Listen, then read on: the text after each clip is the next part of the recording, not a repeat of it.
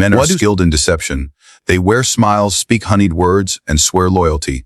Yet when the mask slips, their true character is revealed. Today we solve an ancient problem. How can you see a man for who he truly is?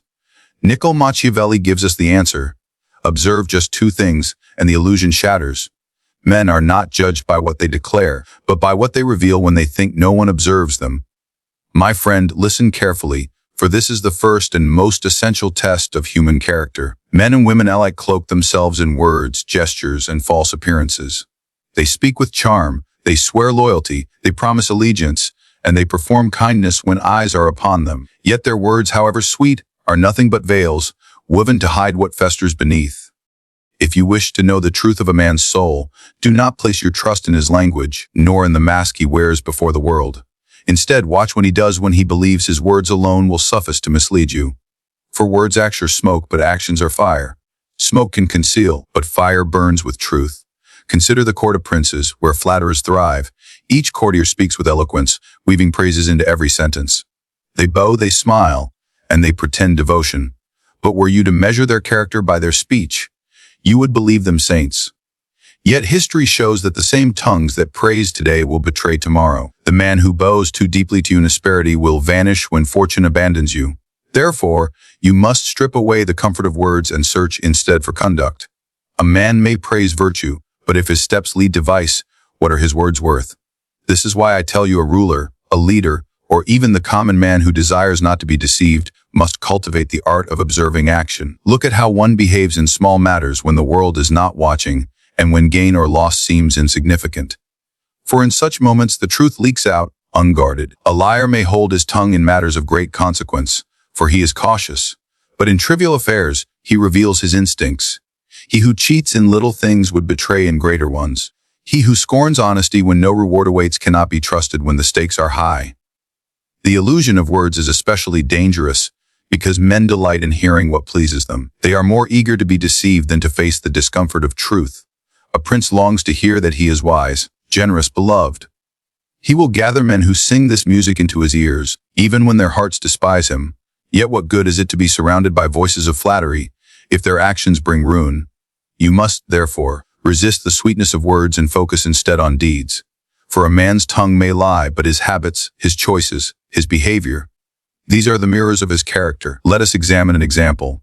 Imagine a trusted advisor who speaks eloquently of loyalty, who assures his prince that he would endure any hardship in his service. These words are easy to utter, for they cost him nothing. But observe him when temptation arises. Does he seize upon bribes? Does he whisper secrets to your enemies? Does he abandon his duties when difficulty appears? If so, then know that his character is rotten. His words were but a mask, designed to hide the truth until action revealed it. It is the same in common life. The merchant who promises honesty but cheats the scales in the marketplace. The friend who swears fidelity but vanishes in your hour of need. The suitor who vows eternal love but betrays for a fleeting pleasure.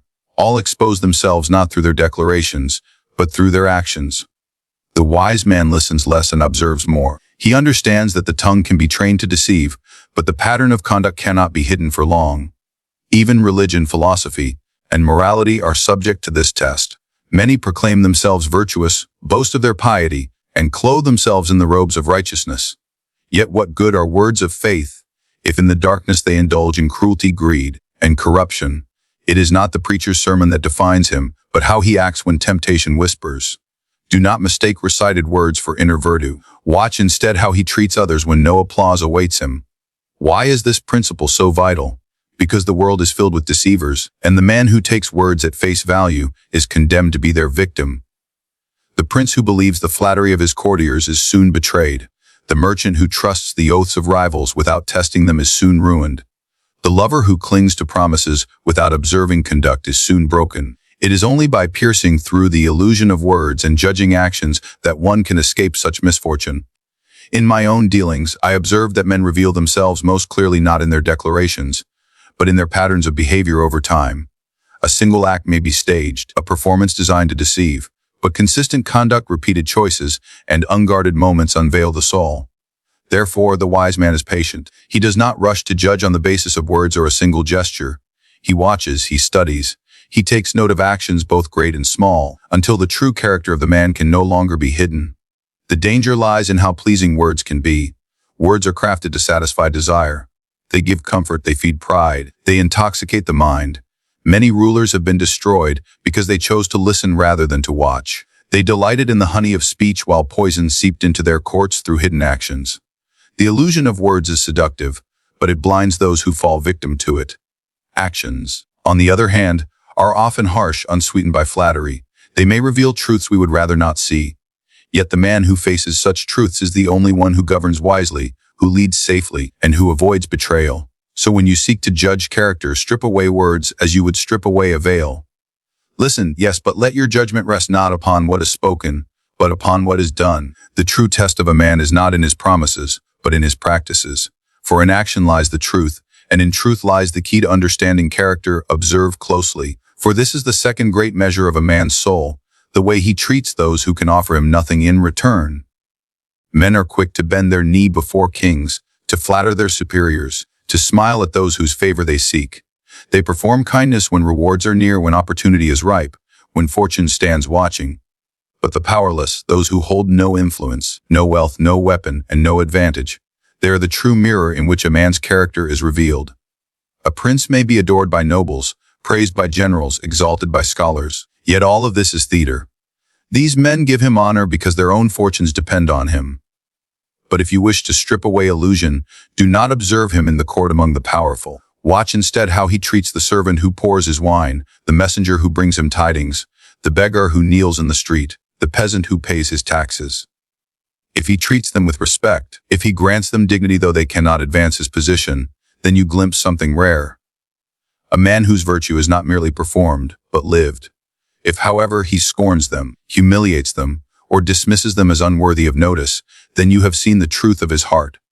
The powerless serve as the truth test because they offer no mask of benefit. To mistreat the weak costs nothing in worldly terms, yet it exposes everything in moral terms. Men reveal their instincts most clearly when no consequence follows their action. If a soldier strikes the helpless, if a merchant cheats the poor, if a master scolds a servant without cause, know that such men will betray the powerful when the opportunity arises. For cruelty to the powerless is the rehearsal of treachery. History itself is written in these small gestures. Consider the rulers who cloaked themselves in grandeur but despised the common man. Their reigns were filled with monuments and triumphs, yet beneath their marble walls lay resentment, bitterness, and unrest. The prince who neglects the powerless builds his throne on sand, for it is from the powerless that the tide of rebellion rises. And when the tide rises, even the strongest fortress crumbles. The wise ruler, therefore, regards even the humblest subject as worthy of his attention, not out of sentiment, but out of understanding that respect shown downward secures loyalty upward. But this truth extends beyond rulers to every man. In daily life, one need only look at how a person behaves toward those who cannot serve him. How does he treat the waiter who brings his food? Does he speak with courtesy or with contempt? How does he regard the child, the elderly, the stranger? Does he show patience, or does he reveal arrogance? These small exchanges are the purest windows into character. For when men believe the powerless are beneath them, they unmask themselves without restraint. Men often disguise themselves before their equals or superiors, for in those relationships there is something to be gained or lost. But in their dealings with the powerless, the mask slips. A man who is humble to the mighty but harsh to the weak is not humble at all. He is calculating. His reverence is not virtue, but strategy. It is the man who shows kindness when there is nothing to win who displays the rarest form of integrity. Consider the merchant who cheats the illiterate peasant, but bows before the nobleman. His dishonesty with the weak proves his dishonesty with the strong. For if he betrays when risk is absent, how much more will he betray when temptation is great? Or the official who ignores the complaints of the poor but eagerly serves his superiors. Such a man is not loyal but opportunistic. His loyalty is for sale, and the highest bidder will always command it. The powerless expose hypocrisy in its rawest form. How many speak of justice yet deny it to those who cannot resist? How many boast of generosity yet withhold it from those most in need? How many preach honor yet trample the dignity of those beneath them? Words of virtue mean nothing when the powerless suffer at a man's hands. For virtue is not tested in the presence of kings, but in the presence of beggars. Do not think this truth belongs only to politics or courts. It governs all human relations. In friendship, the man who shows warmth when you are strong but neglects you when you are vulnerable was never your friend. In love, The one who praises you in prosperity, but abandons you in struggle was never your lover. In business, the partner who honors contracts with the mighty, but exploits the powerless was never honest. Every relationship finds its proof in how a person treats those who cannot repay them. Understand this: a man's conduct toward the powerless is not a small detail. It is the foundation of his nature. If he cannot honor those who have no power, he cannot be trusted to honor those who do. For power only amplifies what already resides within. The man who is cruel without consequence will become a tyrant when given authority. The man who is corrupt in small matters will be destructive in great ones. The seeds of treachery are planted in his dealings with the powerless long before they bloom on the stage of history. Therefore, when you wish to discern character, when you seek to know the truth of a man, cast your gaze downward, not upward. Do not be blinded by how he bows before those greater than him. Watch instead how he behaves toward those who have no title, no influence, no wealth. There you will see his essence laid bare, unguarded, uncalculated, unmasked. For in his dealings with the powerless, the theater ends, and the truth of his spirit begins. If you truly desire to see the essence of a man, do not judge him in moments of triumph or ease. Judge him when the storm descends, when fortune abandons him, when the ground beneath his feet begins to shake. For it is in adversity, not in prosperity, that the mask falls away and the soul stands naked. When life is gentle and the winds are favorable, even the coward can appear brave, even the traitor can wear the mask of loyalty, even the weak can seem strong. But when hardship comes, when betrayal tempts, when pain strikes and fortune withdraws her smile, then the truth emerges with merciless clarity. A man's conduct under pressure tells you more than his speeches in comfort ever could. Observe how he reacts when plans collapse, when wealth disappears, when allies turn cold, when enemies strike without warning. Does he maintain composure, or does he surrender to rage? Does he cling to honor, or does he betray for survival? Does he stand firm for his principles, or does he discard them the moment they demand sacrifice? These are the questions adversity answers. Fortune, that unpredictable mistress, often toys with men, raising them high only to cast them down again. In prosperity, a man's true character is hidden, because everything around him conspires to maintain his mask. Servants obey, friends smile, lovers flatter, allies appear faithful.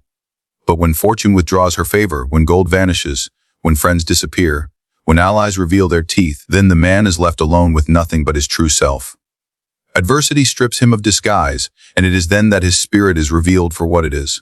Noble or vile, strong or brittle, steadfast or treacherous. History is filled with such revelations. Many princes shone brightly while fortune favored them, but the moment their armies were defeated, their wealth lost, or their throne threatened, they abandoned all dignity. Some fled like cowards, some betrayed their own allies, some begged like beggars before the very enemies they once scorned. Their words in prosperity spoke of honor, courage, and loyalty, but their actions in adversity revealed their weakness. Yet there are also those rare few who, when surrounded by despair, displayed greatness beyond measure. Though stripped of power, they carried themselves with resolve, and in doing so, earned a place in history greater than those who reigned in comfort. Even among common men, the trial of adversity reveals character with precision. A friend who laughs with you in your days of abundance proves nothing, but a friend who stands beside you when the world turns its back, who offers his strength when you are weakest, shows you his true nature. Likewise, the lover who delights in you when you are adorned with fortune may only love your circumstances, not your soul. But the lover who remains when adversity strips you bare loves you in truth. The servant who obeys when your hand is heavy but abandons you when your purse is empty was never faithful, only purchased. Adversity, like a fire, burns away the illusions and shows what substance remains. You must also look to how a man endures personal misfortune. Does he curse fate endlessly, blaming all around him for his downfall, or does he gather himself and rise from the ashes? The coward seeks scapegoats, the weak surrender to despair, the corrupt turn to betrayal. But the strong use adversity as a forge. They adapt, they endure, they rebuild, and in the struggle they reveal a resilience that cannot be faked. Words cannot imitate resilience, only actions in the furnace of suffering prove it. This is why rulers must be cautious in judging the loyalty of their men during times of ease. Soldiers may shout allegiance before battle, but only when the field is drenched in blood and fear presses against their chest does their loyalty reveal itself. Advisors may promise wisdom and counsels of peace, but when the state trembles and enemies close in, only then is their courage or cowardice made visible. The same principle holds true for every bond. Be it friendship, love, or alliance. All appear faithful when the road is smooth, But when the path grows treacherous, when hunger gnaws and threats loom, then the true weight of those bonds is revealed. Adversity does more than test, it exposes. A man cannot pretend in the face of calamity, for calamity strips away the luxury of pretense. The coward cannot imitate bravery when fear claws at his heart. The greedy man cannot imitate generosity when scarcity reigns. The selfish man cannot pretend loyalty when survival demands betrayal. Hardship tears away the costumes of society, leaving each man bare before the judgment of his actions. You must also recognize that adversity does not merely reveal weakness, it also reveals greatness. The man who, when crushed by misfortune, still upholds his word, still maintains his dignity, still honors his allies, proves himself greater than any who boast in times of abundance. Such men are rare, yet they shine brightest in history. Their courage in despair earns them a reputation that no fortune could buy. The strength to endure, when all hope fades, is the mark of character that no words can counterfeit.